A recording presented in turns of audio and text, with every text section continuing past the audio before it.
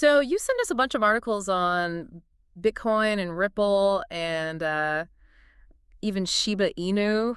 You want to know what's going on with the crypto market? Yeah, it's been pretty wild lately, hasn't it? Yeah, especially with Bitcoin like almost hitting $100,000, then dropping down. I mean, it's below $93,000, and just in the last few hours, it's down even more, like $92,500. Yeah, I think that's what everyone wants to know is what's causing this dip. Exactly. Like, Yeah. is this a buying opportunity or is this the start of something scarier? I know a lot of people are saying this is just part of the normal Bitcoin cycle. Yeah, there's always those cycles, Mhm. but this one feels different to a lot of people. I think because of what happened with MicroStrategy.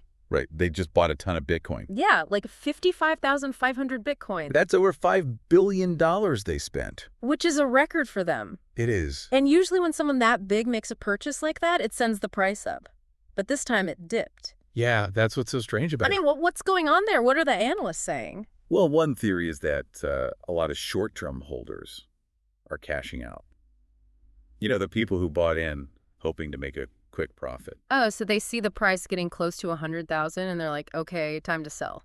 Exactly. I guess that makes sense. And then you also have the FOMO factor, you know, Yeah. the fear of missing out. Right? When the price is going up so fast, everyone wants to get in on it. And then as soon as it starts to dip, they panic and sell. So it's like this whole psychological game almost. Yeah, it definitely plays a big role. But how much of this is predictable? That's the million-dollar question, isn't it? Because some people are saying Bitcoin is still in a bull market. Yeah, but you know, crypto is so volatile.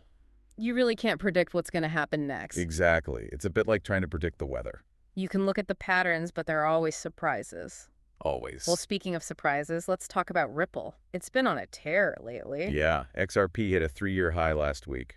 $1.60. It's really been interesting to see. What do you think is driving this surge? Well, I think part of it has to do with their legal battle with the SEC. Oh, right. They've been fighting that for a while. They have, and there's growing optimism Yeah. that they might actually win. And if they do win? It would remove a huge cloud of uncertainty that's been hanging over XRP. So that would be a good thing for Ripple. Definitely. And I've seen some pretty bold predictions about where XRP could go from here. Oh, yeah. Like some analysts are saying it could reach $30 by 2025. Wow, $30. Yeah. I mean, that seems incredibly optimistic. It does. I mean, what would actually have to happen for that to even be remotely possible? well, for one thing, the market capitalization would have to explode. Market cap. Explain that to me like I'm 5 years old. Okay, so imagine you have a giant piñata, Okay. and inside that piñata are all the XRP coins in the world. Okay, I'm picturing it. The market cap is basically the total value of all the candy inside that piñata. So to hit $30 per XRP, that piñata would have to be filled with a lot of candy. A lot of candy. Yeah. We're talking trillions of dollars. So maybe not holding my breath for that $30 prediction. Probably a good idea. But even if it doesn't hit $30, could there still be significant gains for people who buy now? I think so, especially if Ripple wins their case against the SEC. All right, so we've got Bitcoin dipping, Ripple surging. What about Shiba Inu? That's the meme coin that's been making a lot of noise. Right. It started as a kind of Dogecoin spinoff. But it's been doing its own thing. It has. It's been rallying pretty hard. And it reached a 7-month high in mid-November. Yeah, but then it had a correction along with the rest of the market. So what do you think is driving the success of Shiba Inu? Well, it's got a really dedicated and vocal community online. Oh, so they're promoting it on social media and forums and stuff. Exactly. And that kind of hype can really drive up the price. And some people are comparing it to Dogecoin. Yeah, they're saying it could be on the verge of another major price jump. And they're talking about a resistance level as a potential trigger. Oh, right.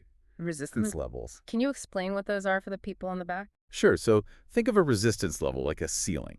Okay. It's a price point where selling pressure has historically been strong enough to stop the price from going higher. So it's like a wall that the price has to break through. Exactly. And if it does break through that wall, It can signal a shift in momentum and potentially lead to a big price increase. so in the case of Shiba Inu, what's the resistance level we should be watching? Keep an eye on the 0.000000025 mark. Okay, so if it breaks through that ceiling, things could get really interesting. They could. Okay, so we've got Bitcoin dipping, Ripple surging, Shiba Inu on the verge of a breakout.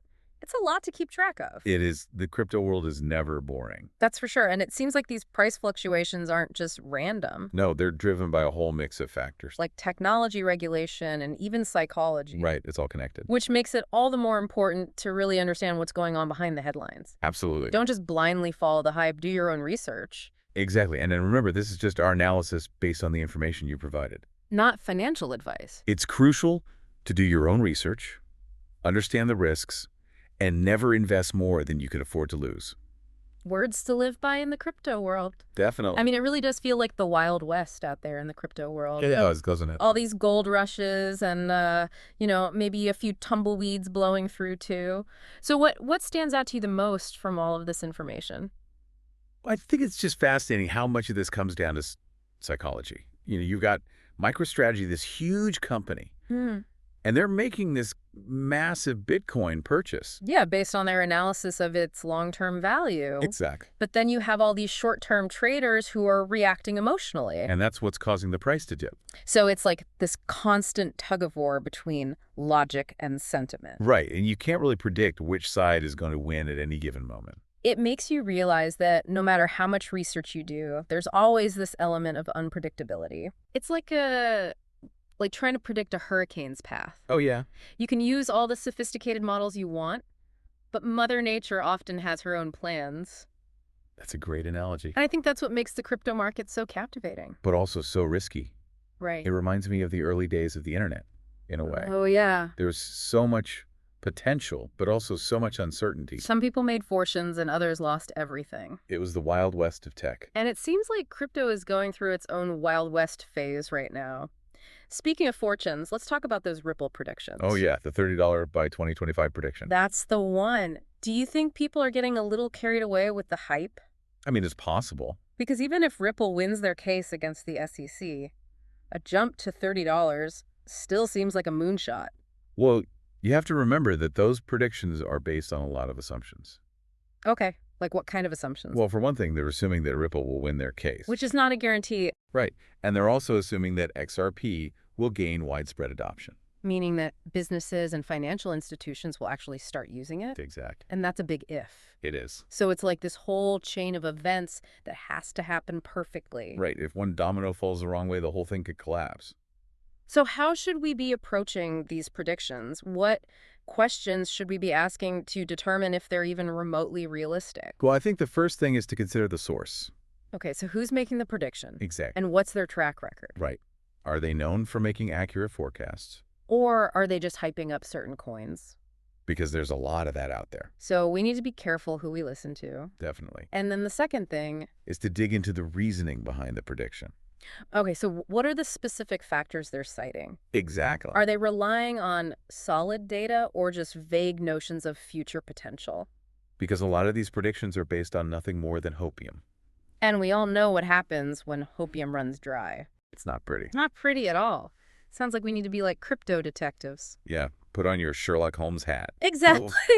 Don't just trust the headlines or the hype. You gotta dig deeper. Question the assumptions. Look for the evidence. Exactly. So it's clear that this is a complicated world, Oh, yeah. especially for someone who's just getting started. It can definitely be overwhelming. What advice would you give someone who's like, curious about crypto, but also like a little intimidated by all the information and the risk? I think the best place to start is education.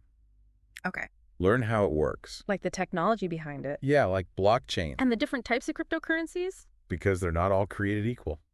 There's so much to learn. There is. Hmm. But luckily, there are a lot of resources available now. Oh, yeah, for sure. Online courses, Yeah. articles, even podcasts. You're not just saying that because we're on a podcast, are you? Haha. Maybe a little. Yeah. But yeah, I think education is key. It is, because you don't want to just jump in blindly. Right. You don't want to be gambling with your money. Exactly. You need to understand what you're investing in. So no beating the rent money on Shiba Inu just because it has a cute dog logo. Probably not the best strategy. So it sounds like patience is key. Yeah, and a level head. It's not for the faint of heart. It's not. But for those who are willing to do their homework, It can be exciting. and potentially very rewarding. So we've covered a lot of ground today. We have Bitcoin, Ripple, Shiba Inu. What a ride. A real roller coaster. But before we go, I have to ask the million-dollar question. What's next for crypto? That's a tough one. What should our listeners be keeping an eye on? Well, I think one of the biggest things to watch is regulation. Oh, yeah. How governments around the world are going to respond to all of this. Because it's a bit of a wild west out there right now. And some people think it needs to be tamed. But others think that too much regulation will stifle innovation. So it's a tough balance. It is. Well, I guess we'll just have to wait and see what happens. But one thing's for sure, the crypto world is constantly changing. It's never boring. That's for sure. So stay curious. Keep learning. And who knows, maybe you'll strike digital gold out there. Until next time, happy investing. Or at least happy observing. Because this stuff is fascinating, even if you're not putting money down.